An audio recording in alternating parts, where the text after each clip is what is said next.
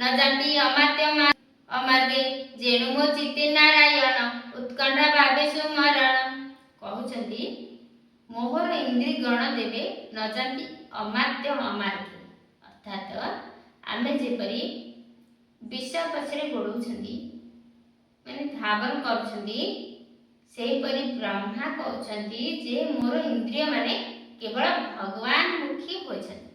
अर्थात कर्ण ब्रह्माकर भगवानकर कथा शुणुछंती ब्रह्माकर नेत्र द्वय भगवानकर दर्शन करूछंती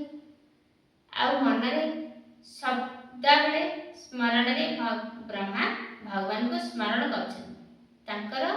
ए इंद्रिय गुड़िक विष विष पछरे केबे भी जानती नहीं बोली ब्रह्मा कहउछंती गो विलास ए सबु सुख दे न था कष्ट दे था जेमती भ्रमर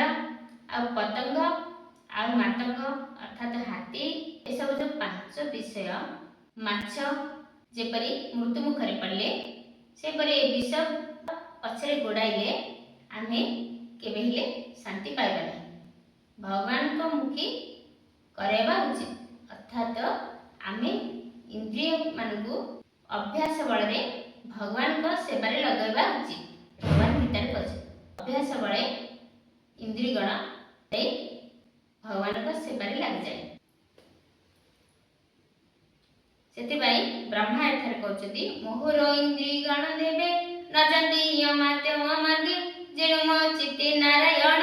उत्कंठा भावे सुमरण तप समाधि मोर स्थिति जेणु बंदिली प्रजापति निगुण जोगे समाहित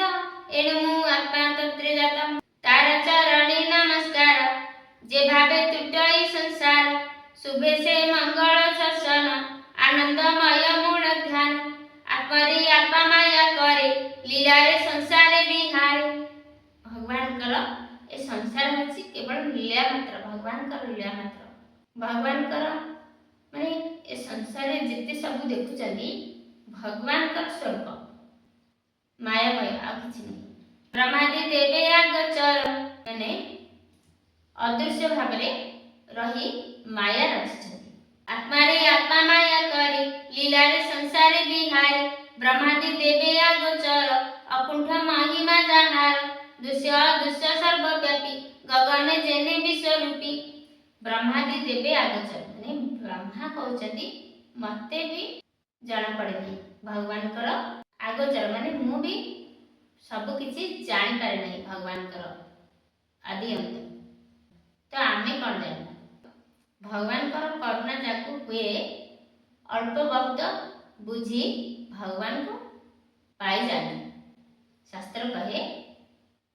भगवान को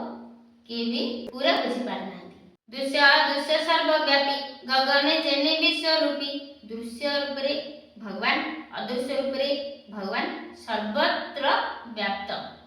अत्र तत्र आ सर्वत्र अत्र माने एठारे तत्र माने सेठारे आ सर्वत्र माने सबुठारे भगवान कर ए संसार भगवान कर स्वरूप आ व्याप्त किंतु अदृश्य भाव रे अछि ज्ञान नाही बोली भगवान को बुझी पार नाही मुजार गति न जानाई तू ताहा प्रकाशी बुकाई भवन पारे जाहा चिंती देवे जानिबे काहे गति जार माया रे मोह होई तार रूप ताकू न जानाई आत्मार अंश आंबे जेणु के ताकू रूप परिमाण से आदि पुरुष मुरारी कल्प कल्पाते सृष्टि करी आत्मा रे आत्मा रूपे मिली आत्मा को आपे प्रतिपाले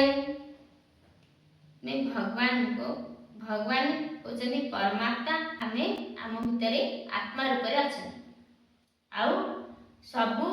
आत्मा को भगवान ही पालुछन केवल शुद्ध ज्ञानमय सत्य स्वरूप सर्वदेह ब्रह्मा कहउछंदी जे जार शुद्ध ज्ञान हुए भगवान को से किछि बुझी पाए केवल शुद्ध ज्ञानमय सत्य स्वरूप सर्वदेह आद्य अवतारे तनु धरी लीला रे जगते विहारी आद्य अवतार तनु धरी देह धरी लीला रे जगत रे विहरुछंती भगवान काल स्वरूपे शिवमान से नित्य शुद्ध चैतन्य द्रव्य विकार तीन गुण वेद मते इंद्रिय गण विराज रूपे महिमाजे स्थावर आदि महातेजे ब्रह्मा शंकर प्रजापति जक्षादि जेने दिगपति सब रूपरे ब्रह्मा शंकर प्रजापति जक्षादि जेने दिगपति सब रूपरे भगवान ही व्याप्त तो आदि सनक सहिते स्वर्ग देवता छंती जेते गंधर्व विद्याधर गण जे जक्ष किन्नर चारण राक्षस शरीर रूप भागे वासुकी आदि महानागे ऋषिक मध्य श्रेष्ठ जेते से पितृगणक समेते सब रूपरे से ही विराजमान किंतु आमर अज्ञान हेतु आमे भगवान देखि पारना काहेकि ना भगवान ज्ञान स्वरूप को अज्ञान द्वारा केमती चिन्हबा ज्ञान को ज्ञान रे ही चिन्ह हुए ऋषिक मध्य श्रेष्ठ जेते से पितृगणक समेते दत्तदा नव सिद्ध कोल प्रेत पिशाच भूत बल कुष्मांड जल जंतु गणे जे नाना विधि पशु गणे ता अन्य नाही जेते जेते से विक्रम बल जुते आनिबा आदि अष्टनिधि जे गुणी जे अबा प्रसिद्धि प्रधान गुणी जे बाबूते अछंती भक्त मध्ये जेते से सर्व ताहार शरीरे से विष्णु लीला अवतारे भक्त मध्य रे से अभक्त मध्य रे मध्य से आउ सर्वत्र से ही से किंतु आमे देखिबा कहले हमर ज्ञान चक्षु दरकार आमे जे शास्त्र पुराण सुनिबा बारंबार सब दिने ताहले हमको अनुभव हेबो आउ आमे भगवान को किछि बुझी पाइबा पूरा तो केहे भी बुझी ना करुणा हेले जहा किछि बुझी हुए सेतिकरे हमर उद्धार हो जिवो आउ 84 चक्र रे पड़िबा को पड़िबा भगवान को घर को चली जिबा आनंद स्वरूप को प्राप्त होगा प्रधान गुणी जे बाबूते अछंती भक्त मध्ये जेते से सर्व ताहार शरीरे से विष्णु लीला अवतारे ए सर्व कथा गीत स्वरे पसई जार कर्ण द्वारे सर्व दुरित कर्म नासे जे बाबा दन नित्य घोषे ताहांक चरणे विश्वास कहई जगन्नाथ दास ए सब कथा जे सुने तार सब दुरित क्षय होय इति श्रीमद् भागवते महापुराणे पारमहंस्या संहिताया 82 द्वितीय स्कंदे शुक परिक्त संवादे सृष्टि आदि वर्णने नाम षष्ठोऽध्याय व्यवसापि रणभंग मुनेरपि मति भ्रमा यदि शुद्धम वा मम दोषन विद्यते आसंदे समर्पण गीत गान